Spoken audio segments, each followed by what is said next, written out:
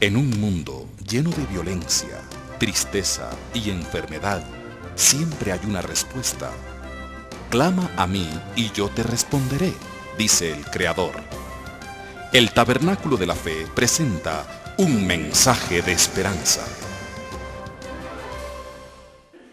Hace 8 días estuvimos tomando una figura de la iglesia. ¿Cuál fue esa figura de la iglesia? El cuerpo, la iglesia del cuerpo de Cristo. Y yo miro una cosa y vamos a ver varios nombres para la iglesia, lo que llamamos la iglesia hoy en día. O la esposa del Cordero, o la novia de Cristo, o los redimidos por la sangre de Jesucristo, como lo queramos llamar.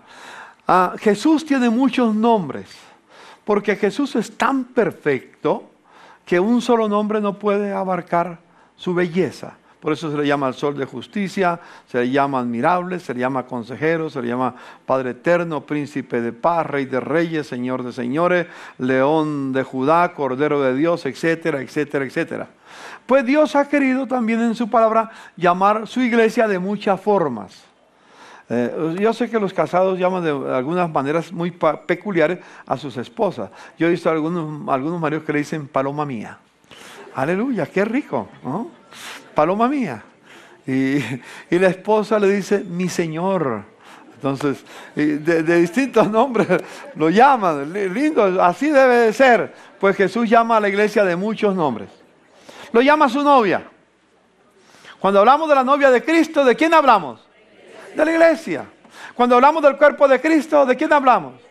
De la iglesia. Y vamos a hablar de otros nombres que tiene la iglesia, como la esposa, en fin, otros nombres. Hoy voy a hablar de un nombre especial que tenemos en la Biblia, pero voy a reforzar lo que hablamos hace 8 días, la iglesia como un cuerpo. Y dijimos que cada miembro en el cuerpo tiene una función para cumplir. Cada redimido por la sangre de Jesucristo fue dotado por Dios con un don, con un talento, con una capacidad, con un llamamiento, en fin, de distintas formas, para que sirva en el cuerpo. Un miembro que no sirve, mira a su hermano, dígale, un miembro que no sirve, no sirve.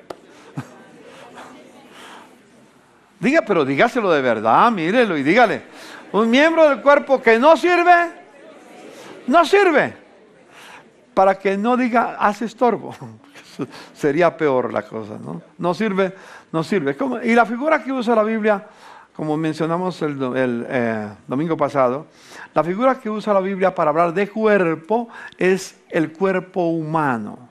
Cuerpo humano es un solo cuerpo, pero tiene muchos miembros. Y todos los miembros del cuerpo humano son necesarios. No hay ningún miembro de tu cuerpo que no sea necesario. Unos más que otros, pero los necesitamos. Los necesitamos. Entonces, en la iglesia es igual. Dios tiene un solo cuerpo que es la iglesia. Y aquí mencionábamos hace 8 días, ¿de qué sirve la cabeza si no tiene cuerpo? Piense que el mundo está lleno de cabezas, pero sin cuerpo. ¿De qué serviría? Cabezas andando por ahí, pero no tienen cuerpo. O dando vueltas, no andando, dando vueltas. Rodando. ¿Sí? ¿De qué sirve? ¿De qué sirve la cabeza sin cuerpo? De nada. No puede hacer la tarea que quisiera hacer. ¿De qué sirve el cuerpo sin cabeza? Tampoco. El cuerpo necesita las dos, cabeza y tronco. Tronco y cabeza, lo necesitamos. Y esto es una verdad un poco difícil de entender. Porque a veces hemos dicho, si Dios quiere hacer, que haga lo que quiera porque Él es poderoso. ¿Sabes? Cuando Dios utiliza la figura cuerpo, la iglesia como cuerpo, está diciendo, yo soy la cabeza, pero no puedo hacer nada en la tierra sin el cuerpo. En otras palabras, Dios no va a hacer nada de su plan, no va a realizar nada de su plan sin la iglesia. Y es a través de la iglesia que Dios va a cumplir su voluntad en la tierra. No somos independientes. Como la cabeza no es independiente del cuerpo, el cuerpo no es independiente de la cabeza, Jesús no hará nada en la tierra sino a través de la iglesia. Mire a su hermano y dígale, El Señor no va a hacer nada en la tierra sin mí. Y no saque pecho ahora, pero es la verdad, es una declaración. ¿Sí? Nosotros no podremos hacer nada en la tierra sin la cabeza que es Cristo. Así que Cristo nos necesita y nosotros necesitamos a Cristo. No es fácil agarrar ese concepto, porque no hemos pensado en la iglesia como un cuerpo. Y cada uno de los miembros de la iglesia, o de los miembros de los redimidos por la sangre de Jesucristo, cada uno como un miembro que tiene una función que cumplir. Y si no cumples la función que Dios te colocó en la iglesia, en el cuerpo, estás imposibilitando. El cuerpo está enfermo cuando un miembro no actúa. No sé si es difícil por el concepto, porque sé que es fácil agarrar el concepto mentalmente, pero luego aplicarlo es como difícil. Siempre decimos, no, pero si Dios es poderoso, pues que Él lo haga sin mí. Él ha dicho, no, no lo haré sin ti, lo haré a través de ti. Amén. Mira a su hermano otra vez y dígale, Dios va a hacer su voluntad a través mío.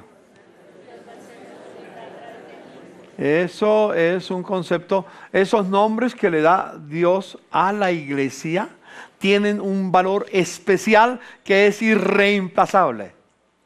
Es irreemplazable. ¿Por qué no pasa lo que tiene que pasar en la iglesia? Porque la iglesia no ha entendido que Dios no va a hacer nada sino a través de la iglesia. Y si la iglesia no obedece al cuerpo, la cabeza no podrá hacer nada. Ese es un misterio. El misterio de Cristo es la iglesia. Es un misterio. Y Dios ha dicho, Jesús ha dicho, yo no haré nada en la tierra, sino a través de mi iglesia. ¿Entendemos eso, hermanos? Repito, pido al Señor que nos dé revelación de esta verdad. Si no hay revelación del Espíritu Santo, no va a pasar nada. Pero como dice el apóstol San Pablo en Efesios capítulo 1, los últimos versículos, yo oro, como Pablo decía, oro para que haya espíritu de revelación y de sabiduría en la iglesia. Esta iglesia, como la de Éfeso, que Pablo oró, necesita revelación. Todos necesitamos revelación del Señor. Si no tenemos la revelación del Señor, no vamos a entender nada. Por más que expresemos la enseñanza cada 8 días, por más que la hagamos en distintas formas, no va a pasar nada si no es por revelación. Revelación del Espíritu a través de iluminar los principios de la palabra y hacernos entender. Y una vez que Dios nos da revelación, nos da sabiduría para hacerlo. ¿Me pueden ayudar? Dígale a su hermano que está a su lado, tú y yo necesitamos revelación y sabiduría.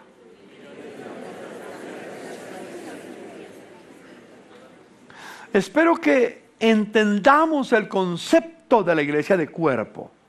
Y luego, refiriéndonos al caso local del sitio donde estamos reunidos, hablamos que para que la congregación marche como debe marchar, necesitamos que cada miembro se involucre en algo en la iglesia, en la comunidad.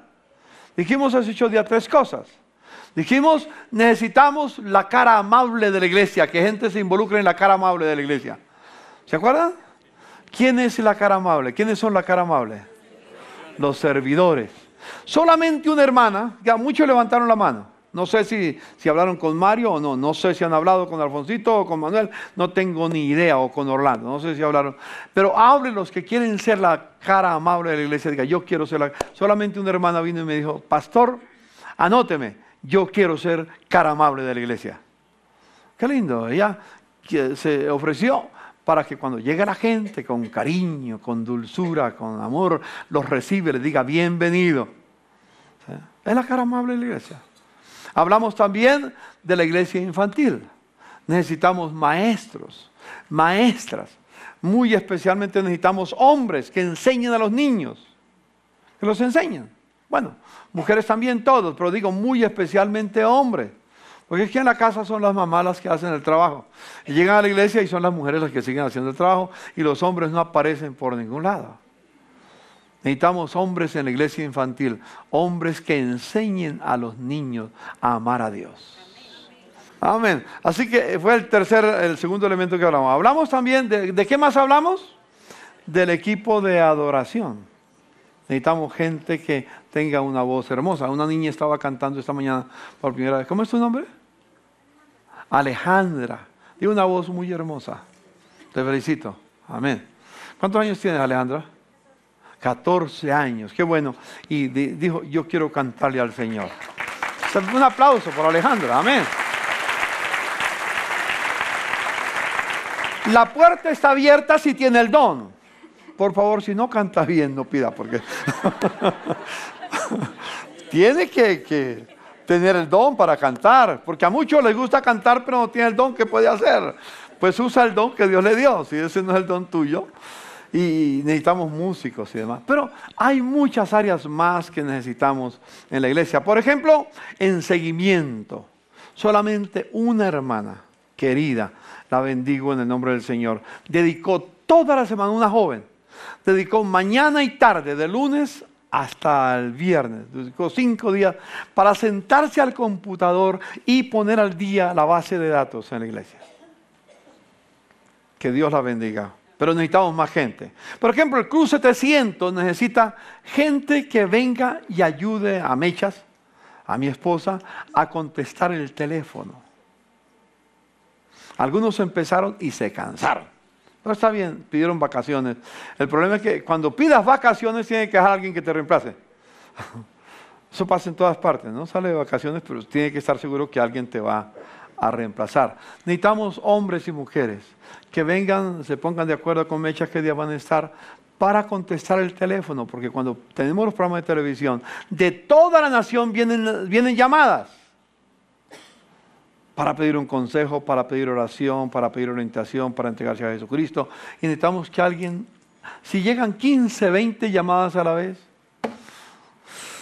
no se puede. Entonces se pierden las llamadas porque si hay uno nada más, 2 contestando, se pierden 8 o 10 llamadas y dice, pero yo llamé y nadie contestó. Claro, tiene razón, es verdad, porque no había personas dispuestas. Y usted puede hacerlo. Si sabe escribir, puede hacerlo. ¿Sí? Si conoce al Señor, puede hacerlo, puede estar en el Club 700. Hablemos, por ejemplo, acaso de las células. Dentro de poco este aspecto de células va a ser muy fuerte en la congregación. Estamos orando por eso, que va a ser muy fuerte. Que se abran grupos de 8 o 10 personas en las casas. Necesitamos que usted diga, yo quiero dejar mi casa para que se haga una célula. Pero no solamente diga, yo quiero dejar mi casa para que se haga una célula bíblica. Yo quiero ser un facilitador en la célula bíblica. Quiero enseñar a otros. Aquí está la puerta abierta para todos. Así que necesitamos que la gente diga, yo quiero ser parte de las células en el tabernáculo de la fe. Mujeres de honor, que el día que vayan al retiro, que aprendan, que se capaciten, que aprendan a ser buenas esposas. Aleluya. Los varones digan amén, pero duro. Mándele un mensaje, digan amén. Amén. No, ese amén sí está. Yo sé que están al pie de la esposa, no se me atreven a decir nada porque te lo dije. La Biblia dice que las mujeres que tienen más experiencia enseñen a las más jóvenes a amar a sus maridos, atender la casa, cuidar el hogar, etc. Entonces necesitamos que las jóvenes vengan a mujeres de honor. Porque ¿dónde van a aprender? Quizás no aprendieron en casa con mamá. Bueno, por lo menos tienen otro medio para aprender. Entonces las mujeres de honor serán una fuente para ayudar. Hombres de valor. Ahí está mi hermano Manuel Lombo, cada mes sufriendo porque no vienen 5, 6, 8 o 10. Y dice, pastor, ¿qué hago? Hago el esfuerzo, pero los invito, pero no aparecen. Necesitamos los hombres para aprender a ser hombres. Amén. Ahora las hermanas digan amén. ¿Sabe? Un hombre es uno que aprende a amar a su mujer. Aleluya, amén. Eso, hermana, casi se para. Un hombre es uno que aprende a amar a su mujer, que aprende a cuidar su hogar, que aprende a cuidar su familia. Si no ha aprendido a amar a su esposa a pesar de los problemas que haya, las dificultades, todavía no es hombre. No quiero ofender a nadie. Es un varón, pero no hombre. Un hombre es alguien como Cristo, que da su vida por su amada. Amén. Aleluya, amén. ¿Cuántos hombres quieren aprender a ser hombres? Levanten la mano. Yo sigo. Algunos no levantan la mano, pero apenas hicieron así. Flaco, hiciste así. Levanta la mano. Eso, ya. Bueno, hay muchos ministerios en la iglesia, Futuro Juvenil, por ejemplo, visitación. Necesitamos personas que nos ayuden en la visitación de los enfermos. Porque muchas veces no damos. En este momento tenemos a Abraham, el niño de Jaime, que viene en la silla de ruedas, en cuidados intensivos en la cardio infantil. Lo tenemos. Y hay que ir entre 4 y 6 de la tarde, quizás no van todos hoy, pero mañana, pasado mañana, acompañen a Jaime, al niño, que es un tesoro. Ese niño es un niño discapacitado, pero un hermoso tesoro. Es una joya. Y él espera ver a sus hermanos que lo visitan, que llaman, que preguntan por él. Lo necesitamos. Y cuántos más que están enfermos. En fin, hermanos, dentro de poco vamos a tener, por ejemplo, el trabajo con las 7 esferas. Hemos comenzado con Crown en el aspecto de la economía, pero va a avanzar más en esa dirección. Vamos a tener personas que están en el área de gobierno y que quieren trabajar en el área de gobierno para dar principios, no para buscar puesto. Eso es distinto, porque alguien viene a las reuniones que damos sobre gobierno y dice, pero no me considero un puesto. No estamos ofreciendo puesto para nada. Estamos ofreciéndole capacitarte como un privilegio para que cumplas el don que Dios te dio en el cuerpo de Cristo. Para que puedas ser instrumento de inspiración. Y si Dios te da un puesto, aleluya, amén. Pero necesitamos, los artistas, necesitamos continuar con la escuela de arte que habíamos empezado en este lugar y por algún aspecto se paralizó, pero necesitamos retomarla. En fin, todos esos aspectos necesitamos retomarlos otra vez. Eso fue parte de lo que hablamos hace 8 días. Estoy ampliándolo. Hablamos de la importancia de vivir en la voluntad de Dios. No sé si se acuerdan. ¿Cómo descubrir la voluntad de Dios? ¿Quién se acuerda? Dígame 2 cosas que mencioné de cómo descubrir cuál es la voluntad de Dios. A ver. Les voy a dar el pasaje. Romanos capítulo 12. Primer prerequisito para descubrir la voluntad de Dios. ¿Cuál es? Presentad vuestros cuerpos en sacrificio vivo, santo, agradable a Dios, que es vuestro culto lógico, racional. Es decir, vivan una vida entregada y consagrada. Dios no esconde su voluntad a aquellos que quieren hacer su voluntad. Los que simplemente por curiosidad quieren saber cuál es su voluntad, a eso no les revela nada. Deja que la mentira, el engaño los lleve, porque con la voluntad de Dios no se juega. Pero el que quiera hacer la voluntad de Dios, el que quiera hacer lo que Dios quiere, conocerá. Por eso se presenten sus cuerpos en entrega, en consagración, en dedicación para el Señor. Que su cuerpo, con toda su vida, con espíritu, alma y cuerpo, desee servir al Señor. Presenta tu cuerpo en sacrificio vivo. La segunda cosa que dice, debemos renovar nuestro entendimiento. ¿Y cómo renovamos nuestro entendimiento? Por medio de la palabra. No viviendo conforme a los rudimentos del mundo, sino conforme a los principios que Dios ha establecido en su palabra. Una vez que esos 2 aspectos están claros en nuestra vida, según Pablo en Romanos 12, que nuestro cuerpo está entregado al Señor para hacer su voluntad y nuestra mente está siendo transformada por medio de su palabra, entonces conoceremos la voluntad de Dios, que es buena, agradable y perfecta. Entonces empezamos a entenderlo. Queremos vivir en esa dimensión. Por eso es el cuerpo de Cristo. Y un tercer aspecto muy interesante, en este aspecto de conocer la voluntad de Dios, es aprender a vivir bajo autoridad. Aquí estoy diciendo una palabra profana para algunos.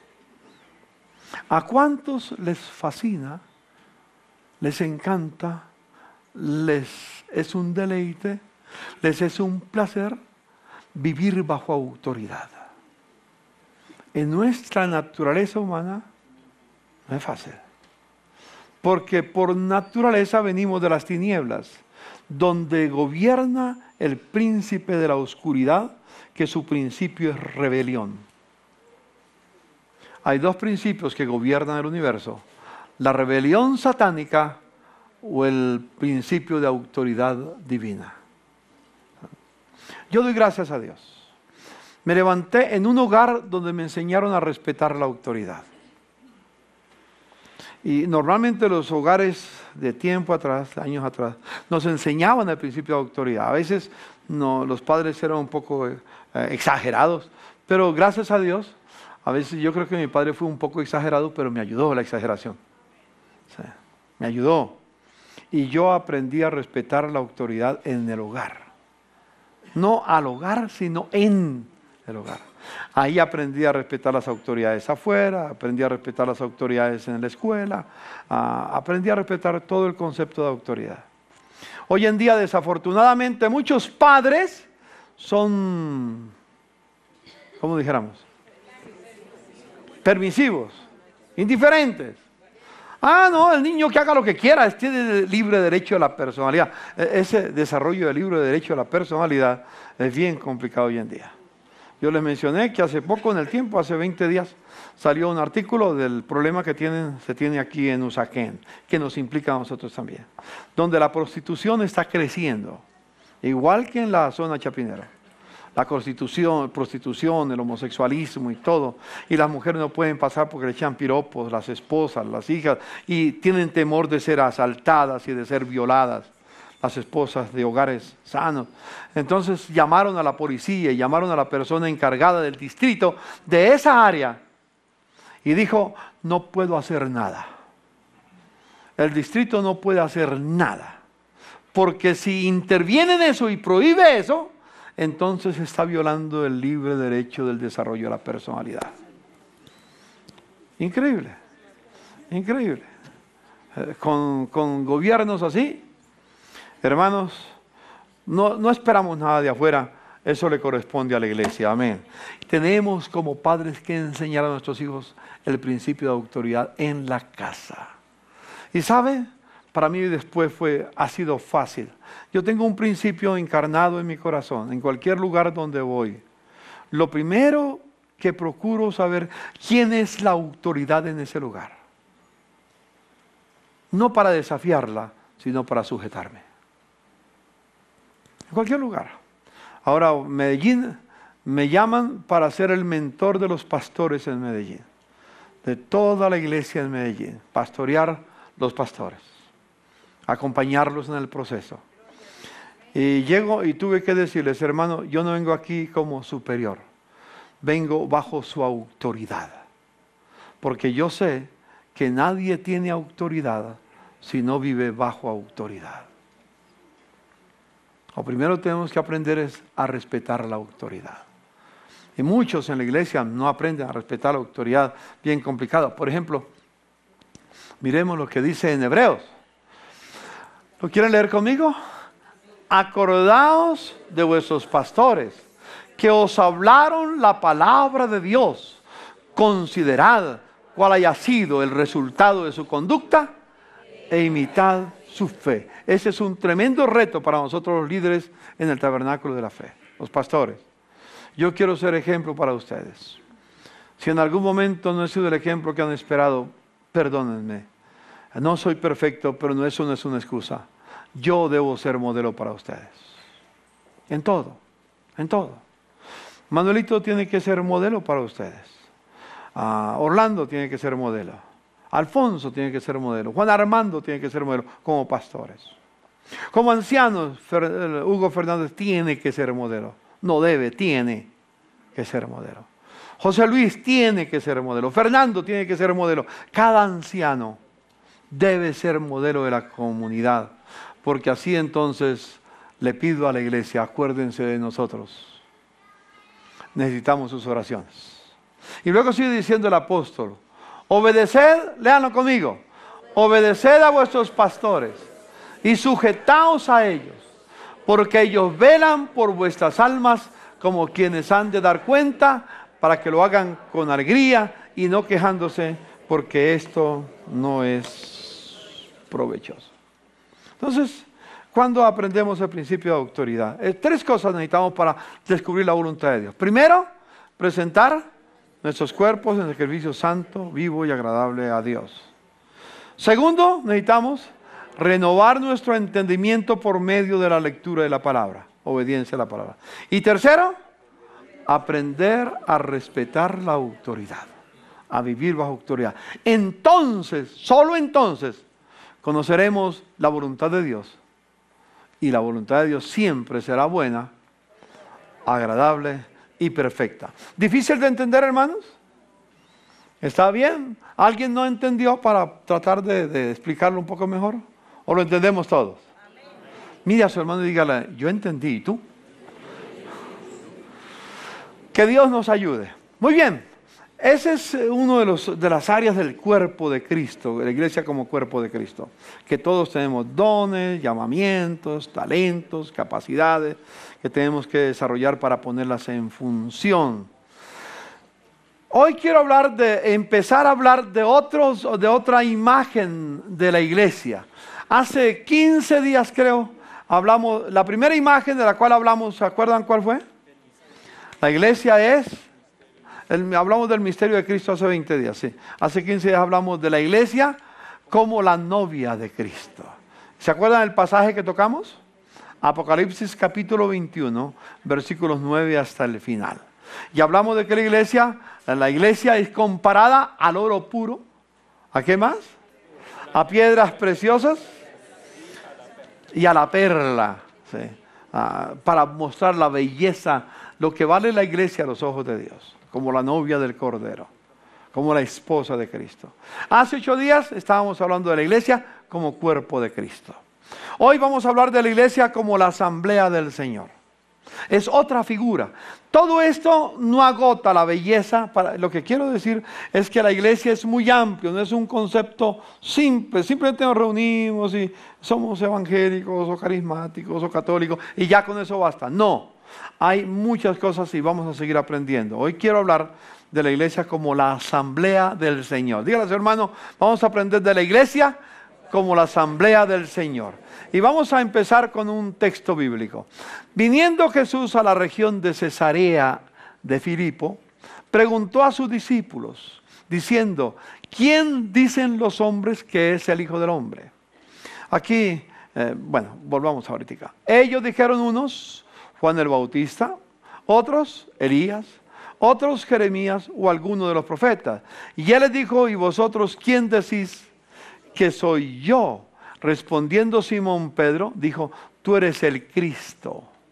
Es que la palabra Cristo significa la esperanza de la raza humana, el Hijo del Dios viviente.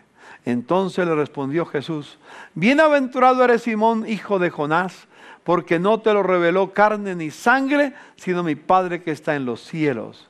Y yo también te digo que tú eres Pedro, y sobre esta roca edificaré mi iglesia, y las puertas del Hades o del infierno no prevalecerán contra ella. Y aquí la palabra iglesia es la palabra que originalmente se usa como la palabra eclesia o eclesía. E-K-L-E-S-I-A.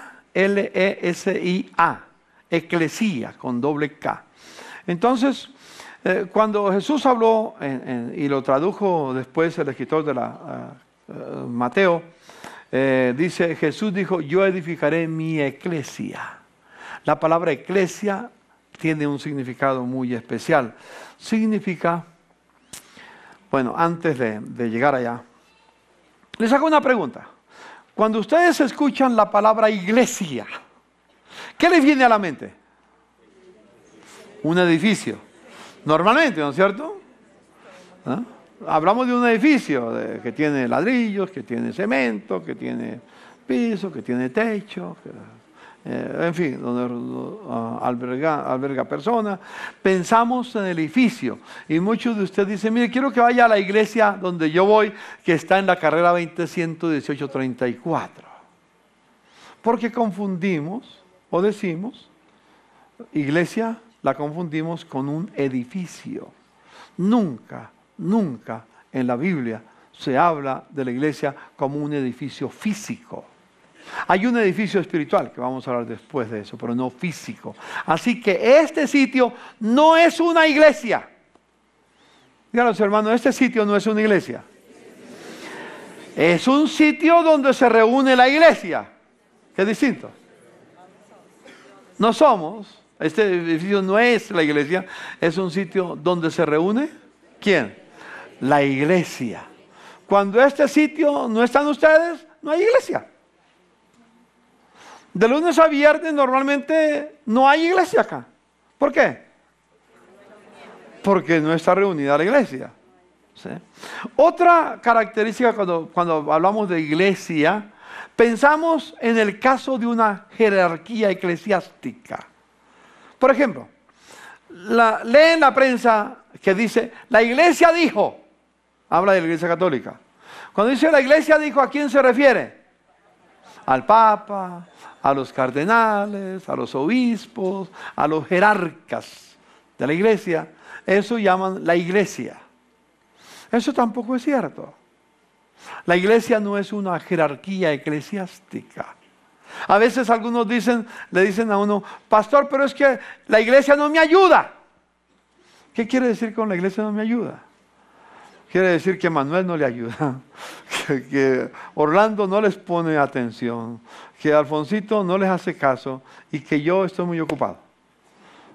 Porque piensan que la iglesia es lo que llaman la jerarquía. Aunque no somos jerarcas, tenemos una responsabilidad que cumplir, pero no somos, los grupos pastoral no es la iglesia. ¿Quiénes son la iglesia?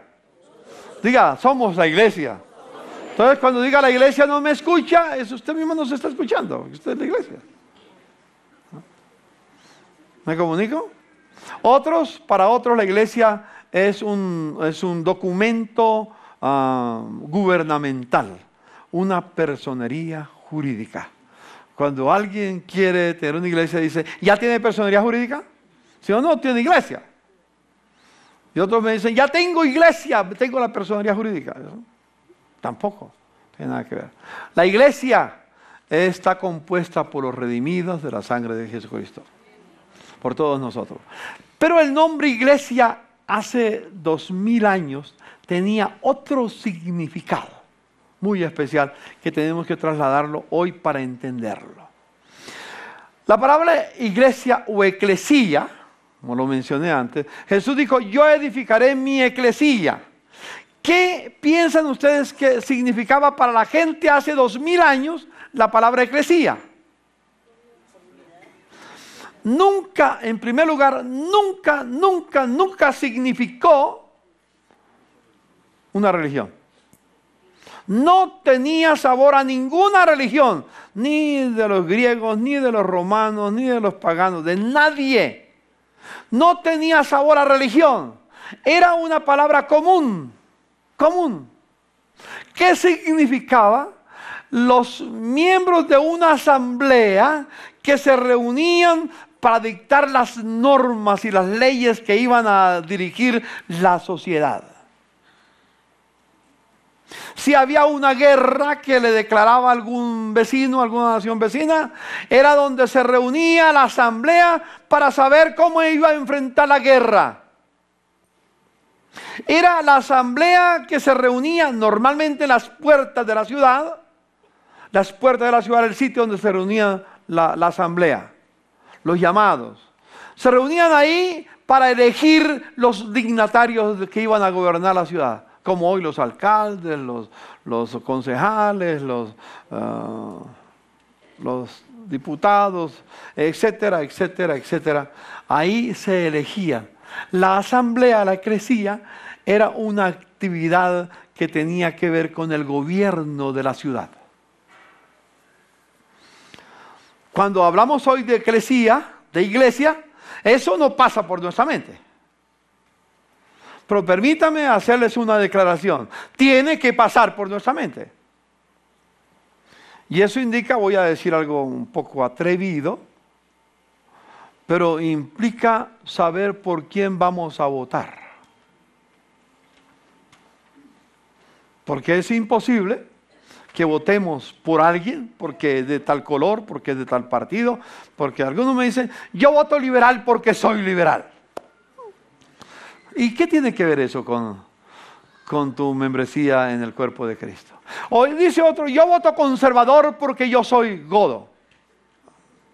¿Qué tiene que ver eso? Nada. O otro dice, yo voto por el polo porque soy de la izquierda. ¿Qué tiene que ver eso? ¿Sí? O yo voto ahora por, ¿cómo se llama? Democrático, como el centro democrático. Centro democrático porque yo soy de la derecha. ¿Y qué tiene que ver eso? Nada. O yo voto por el Partido Verde porque me gusta el color. Al fin y al cabo Nacional acaba de ser campeón. No tiene nada que ver. Los cristianos tenemos que saber cómo elegir. Amén. Dígale a su hermano, tenemos que tener sabiduría. ¿Cómo elegir? Es imposible que sigamos eligiendo personas que nos representen en la nación que violan los principios del Señor. Es totalmente imposible. Es incoherente que elijamos personas que después voten en favor de modificar el matrimonio y entonces establecer el matrimonio gay o homosexual. O que voten para abortar la vida en el vientre de la madre, matar a un ser inocente. Y lo hace con nuestro respaldo porque votamos por ellos. Tenemos que aprender a ser responsables. Eso significa iglesia. Diga conmigo, iglesia significa responsable. Responsable, completamente. Esto es un poco revolucionario hablar de esa manera. Pero eso es lo que significa la palabra. ¿No?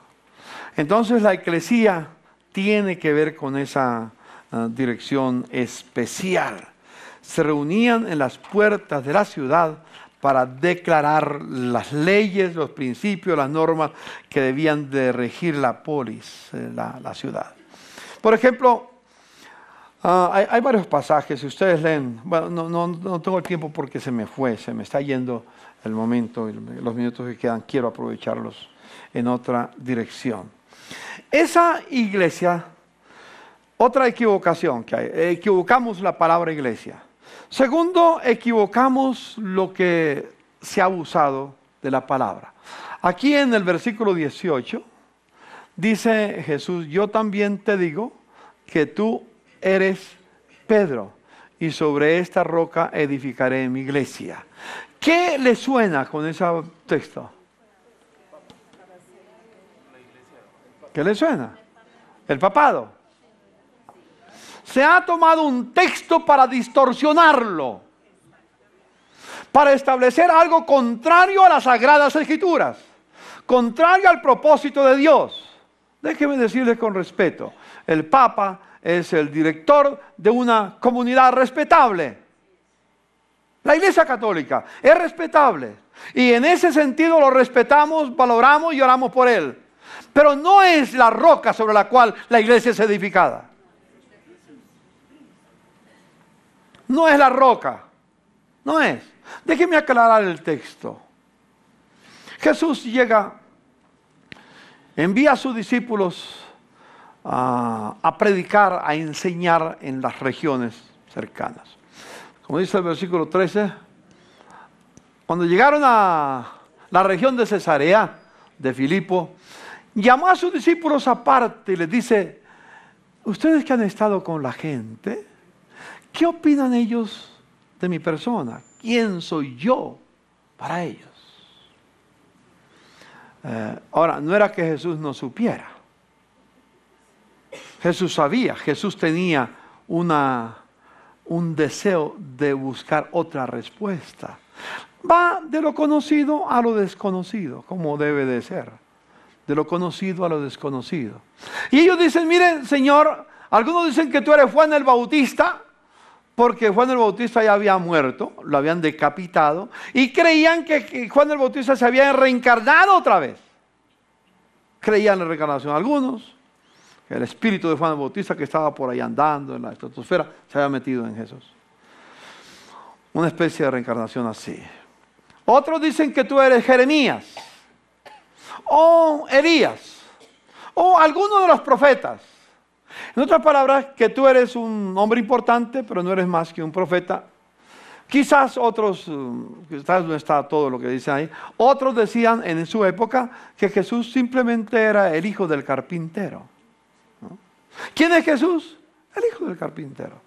Si hoy se hiciera la pregunta nuevamente, y ustedes, si yo les preguntara, y ustedes que están en contacto con la gente en su casa, en el trabajo, en la calle, que escuchan la televisión, o ven la televisión, que escuchan la radio, que leen la prensa, ¿quién dice la sociedad que es Jesús?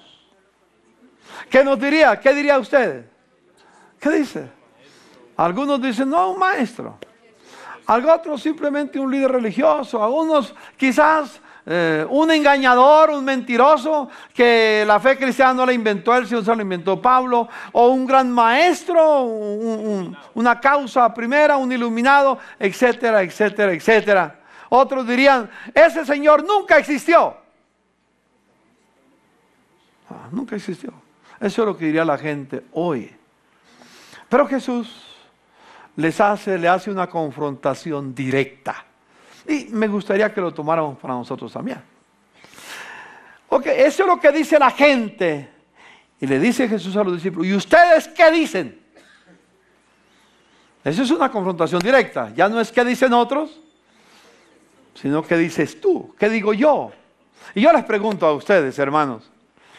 Ahora ya ustedes saben lo que la gente dice afuera. ¿Y qué dicen ustedes? Amén. Ahora aquí viene ya la confrontación directa.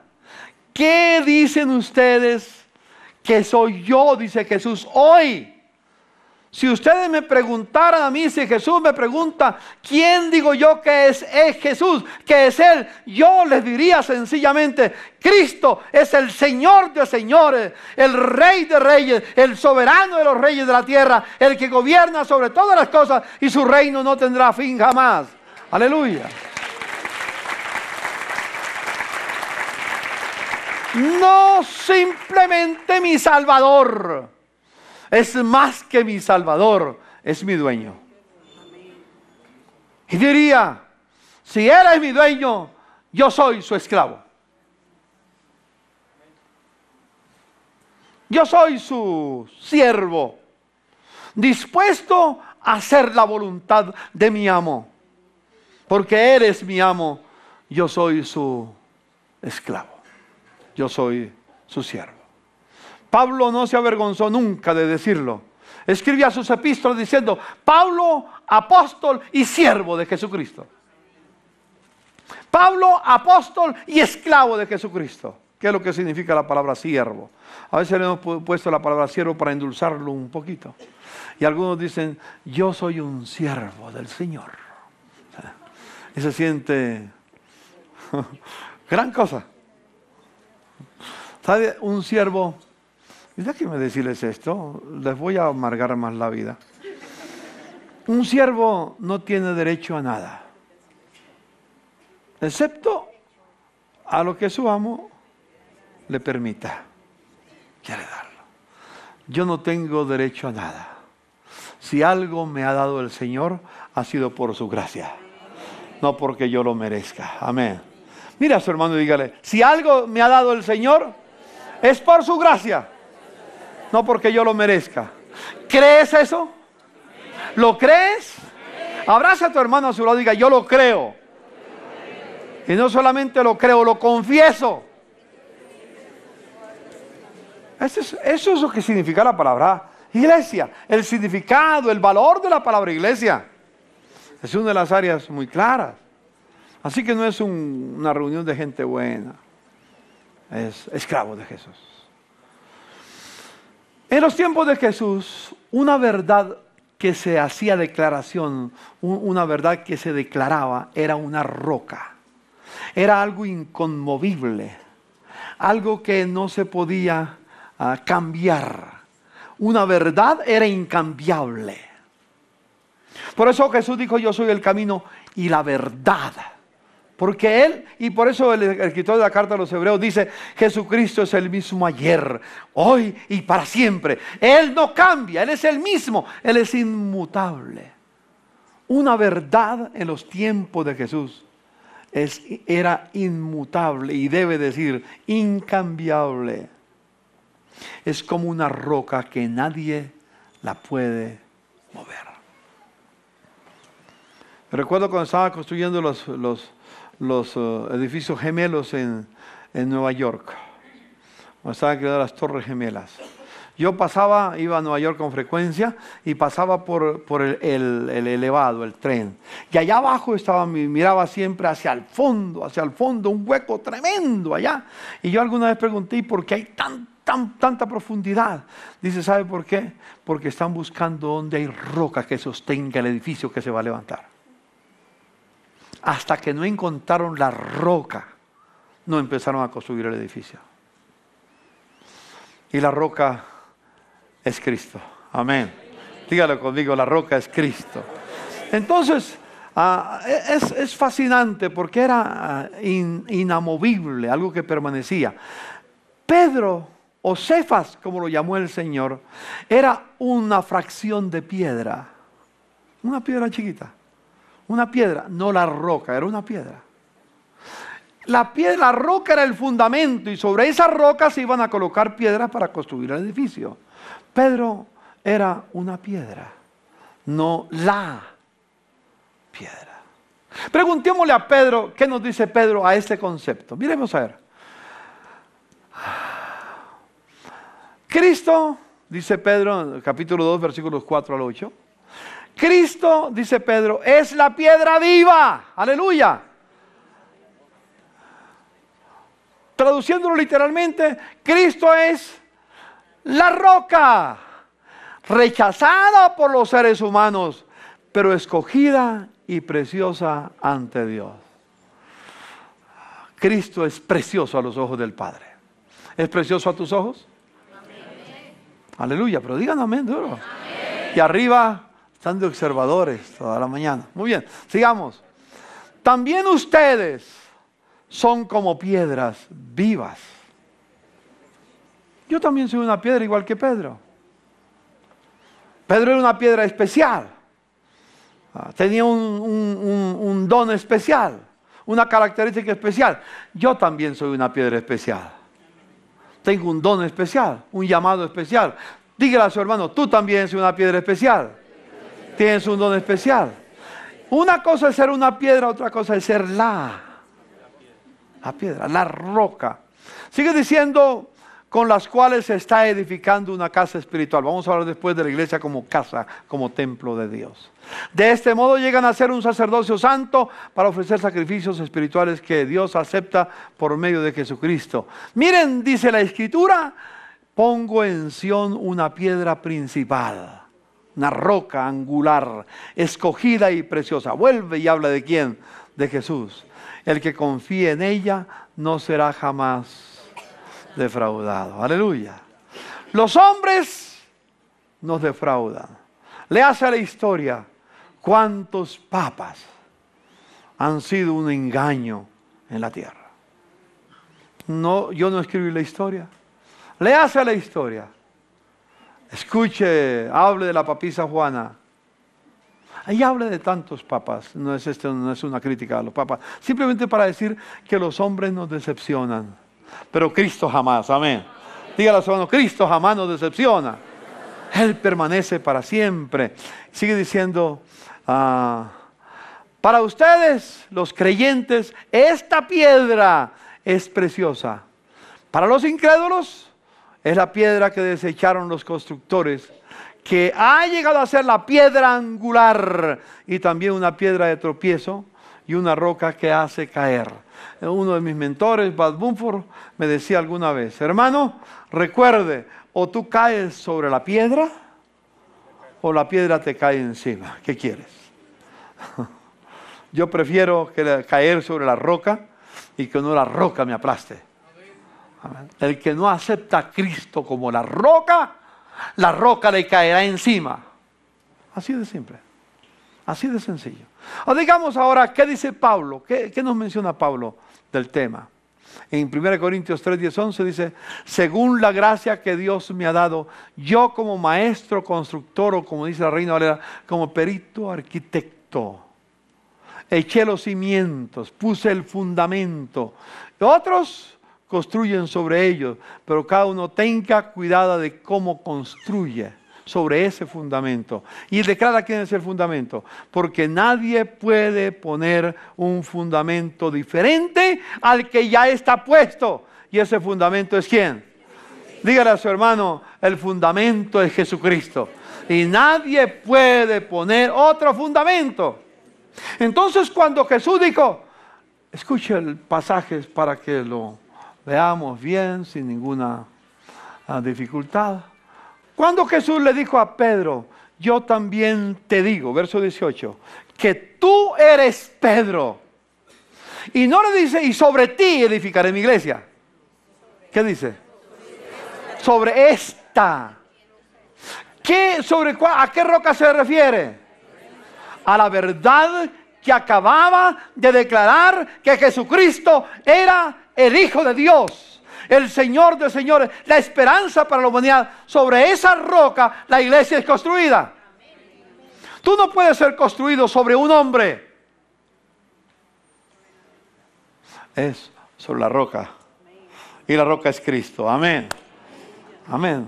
Dale un aplauso al Señor. La roca es Cristo. Y algo muy importante dice el Señor, yo edificaré